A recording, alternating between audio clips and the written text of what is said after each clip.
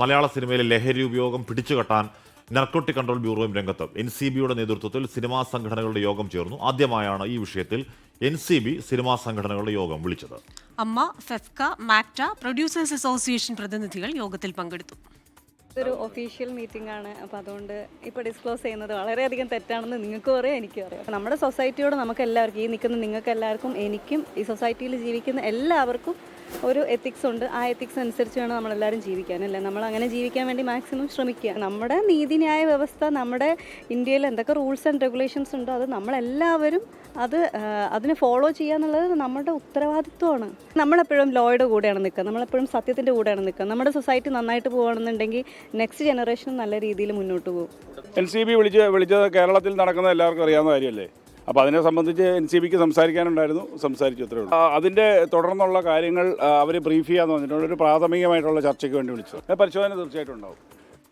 വിശദാംശങ്ങളുമായി കൊച്ചിയിൽ നിന്ന് ചേരുന്നത് വിഷ്ണു സുരേഷാണ്. Vishnu, good morning. നല്ലൊരു നീക്കമാണ്. കാരണം ആദ്യമായിട്ടാണ് നമ്മളെ പുറത്തുനിന്ന് ആരൊക്കെ ശ്രമിച്ചെന്ന് പറഞ്ഞാലും സിനിമാ സംഘടനകളുടെ അല്ലെങ്കിൽ സിനിമയ്ക്കകത്തുള്ളവരുടെ ആ ഒരു സഹകരണമില്ലാതെ ഒന്നും നടക്കില്ല എന്ന തരത്തിലുള്ള വിമർശനങ്ങളും ഒക്കെ വന്നിരുന്നു. അപ്പോൾ അതിനൊരു പരിഹാരമെന്ന നിലയിലാണോ ഇപ്പോൾ NCB സിനിമാ സംഘടനകളുടെ യോഗം വിളിച്ചത്? എന്തൊക്കെ കാര്യങ്ങളാണ് ഇതിൽ ചർച്ചയാകുന്നത്?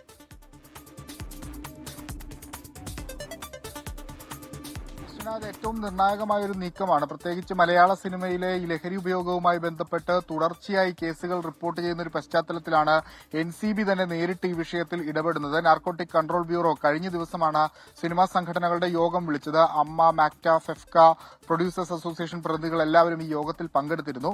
ഇവർ നിർദ്ദേശമായി നൽകിയത് നിങ്ങൾ കൃത്യമായി ബോധവൽക്കരണം നടത്തണം സിനിമാക്കാർക്കിടയിൽ എന്ന നിർദ്ദേശം നൽകി. അതോടൊപ്പം തന്നെ ഈ വിഷയങ്ങളൊക്കെ ഞങ്ങൾ കൃത്യമായി നിരീക്ഷിച്ചു വരികയാണ്, NCB ഇവിടെ ഉണ്ട് എന്ന കാര്യം നിങ്ങൾ മറക്കരുത് എന്നൊരു കാര്യം കൂടി പറഞ്ഞാണ് ഈ യോഗം അവസാനിച്ചതെന്ന് മനസ്സിലാക്കുന്നു. പരിശോധനകൾ NCBയുടെ ഭാഗത്തുനിന്ന് ഉണ്ടാകുമെന്ന് നമ്മൾ പ്രതീക്ഷിക്കുകയും ചെയ്യുന്നു. കഴിഞ്ഞ ദിവസം ഈ കൊച്ചി സിറ്റി പോലീസ് കമ്മീഷണർ തന്നെ വ്യക്തമാക്കിയത് NCB ഒക്കെ ആയി സഹകരിച്ച് ലൊക്കേഷനുകളിൽ ഒരു ആക്ഷൻ പ്ലാൻ തയ്യാറാക്കി അത്തരം പരിശോധനകളിലേക്ക് കടക്കാനൊരു ശ്രമം പോലീസിന്റെ ഭാഗത്തുനിന്ന് ഉണ്ടാകുമെന്നാണ്. അതിന്റെ ഭാഗം കൂടിയായാണോ ഇത്തരത്തിൽ യോഗം വിളിച്ചതെന്നും ഒരു സംശയമുണ്ട്. എന്തായാലും സിനിമാ സംഘടനകൾ വളരെ അനുകൂലമായി ഈ വിഷയത്തിൽ ഇടപെടുന്നു, അല്ലെങ്കിൽ ഈ വിഷയത്തിൽ സംസാരിക്കുന്നു. അമ്മ അടക്കമുള്ള സംഘടനകൾ പറഞ്ഞത് പൂർണ്ണമായ പിന്തുണ പരിശോധനകളുമായി ബന്ധപ്പെട്ടൊക്കെ നൽകുമെന്നാണ്. ഫെഫ്കയും പ്രൊഡ്യൂസേഴ്സ് അസോസിയേഷനും ഒക്കെ നേരത്തെ തന്നെ അക്കാര്യം വ്യക്തമാക്കിയതാണ്.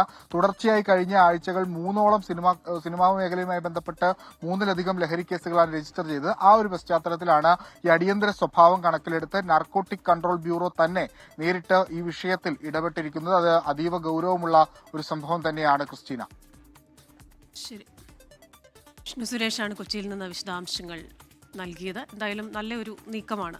അല്ല, ഉറപ്പായും അത് ലഹരിക്കെതിരായ പോരാട്ടത്തിൽ ഇറങ്ങാവുന്ന ഏജൻസി മൊത്തം ഇറങ്ങുകയും ചെയ്യാവുന്ന പരമാവധി എക്സ്റ്റൻഡിൽ അത് ചെയ്യുകയും ചെയ്യണം എന്ന കാര്യത്തിൽ തർക്കം വേണ്ട. അത് സിനിമയിലാണെങ്കിലും എവിടെയാണെങ്കിലും.